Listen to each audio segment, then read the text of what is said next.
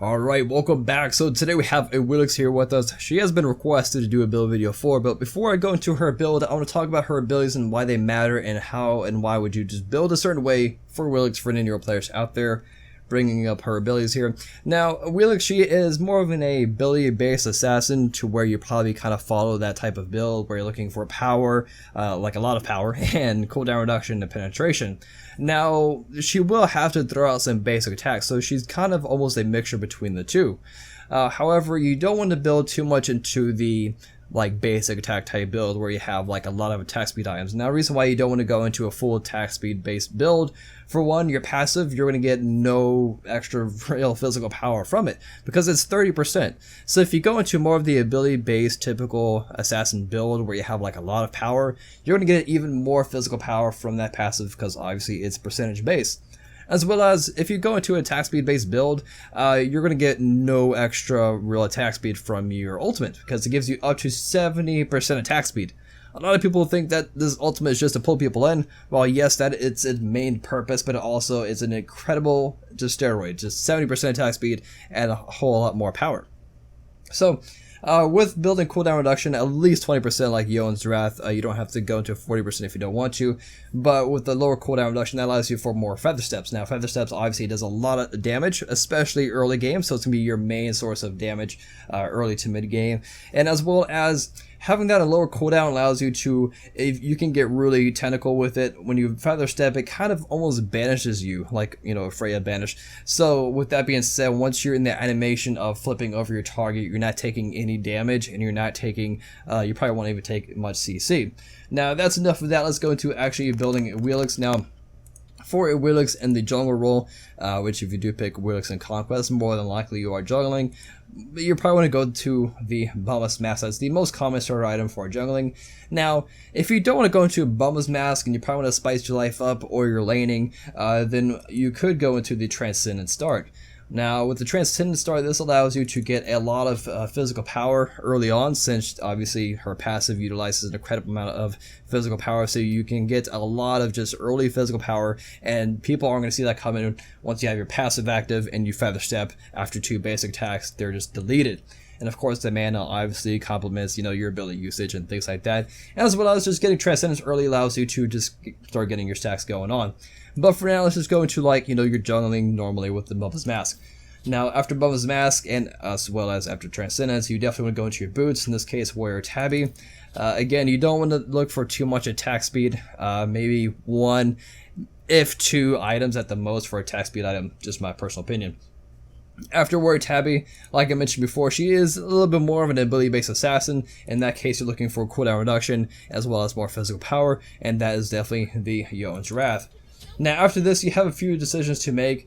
If you want to be just a little bit more tankier and have that full cooldown reduction, then you see this combination. The breastplate paired up with the Yoan's Wrath allows for a lot of physical protection. So if, let's say, if you go to gank dual lane, or if you go to gank the solo lane, which both typically have at least a physical god, then you're going to have, you know, take obviously less damage from them. And of course, have that cooldown reduction for more abilities.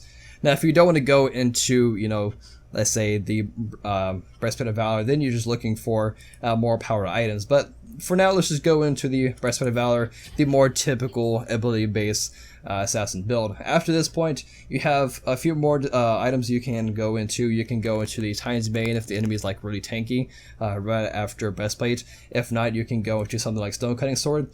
Stonecutting Sword it's pretty popular with certain melee assassins and things like that, or just melee gods, I should say. With the Stonecutting Sword, it's a little pricey, but offers a lot of physical power. The movement speed is obviously pretty useful, just kind of stick it to your target, things like that.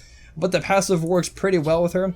So to kind of demonstrate this with Odinbot and the way it works if you do not know the passive, you throw out some basic attacks, it shreds their physical protections by a flat number, as well as gives you some. So you're going to have to use a few basic attacks anyway to Feather Step, and this allows you to get even more, ideally, penetration. So you throw this a couple times, and then use your 2, and that lets your Feather Step do more damage since you just shredded 20 of flat protection off of that target, and then of course you can calculate the rest of your penetration, both flat pin and percentage pin.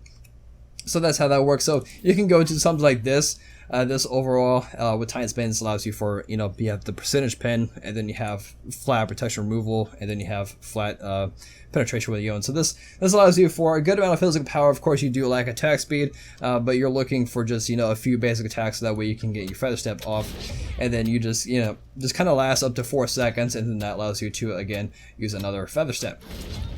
So that is how that works. And then with Bumba's Mask, you can sell this whenever you feel like you don't need it, and you can sell it for whatever item that you wanted to get. I mean, honestly, Ken's wouldn't be too bad for AWILIX, just because the Ken's item itself is super strong. Because obviously with that passive, it's an incredible amount of additional damage. You can do something like that. Now, if you want to go into, let's say, a little bit more attack speed based build, let's kind of back up a little bit, kind of set it up again. So after Yon's Wrath, what you might can do, you can go to Ikavol. Reason being, it's really cheap and allows you to get to the rest of your build faster, and it offers a lot of stats for the price. After that, you can go into Ken's, and then you can do something like this, almost like a Hunter build, except you have Yon's Wrath, right? So this allows you to, oh, sorry, Suku. There we go. So with this, you're looking for, doing a lot more basic attacks and a lot faster, and just utilizing your basic attacks just a lot more. You can do something like that. If not, for the Transcendent start, that allows you to have an incredible amount of physical power. So let's just go into Transcendence, if we can find it here. Just type it in real quickly. Transcendence, Warrior Tabby, Yon's, then you can go into something like, like I said before, with the Breastplate of Valor. You can just go into that, and then go with these 2 items. If you don't want like Stone Cutting Sword, then you can just go into like another just flat pin item like Brawlers or whatever. And you can do something like this. You have 321 physical power. That's with the passive active. Let's just say just take off that passive by doing that. Wait a couple of seconds, and we have 247 physical power. As you saw, it goes back up to an incredible amount. So let's say if you go to just knock them up, use your ultimate, and you can see there almost 400 physical power and 2.0 attack speed. So that's really strong. That's what that kind of looks like if you wanted to go that route.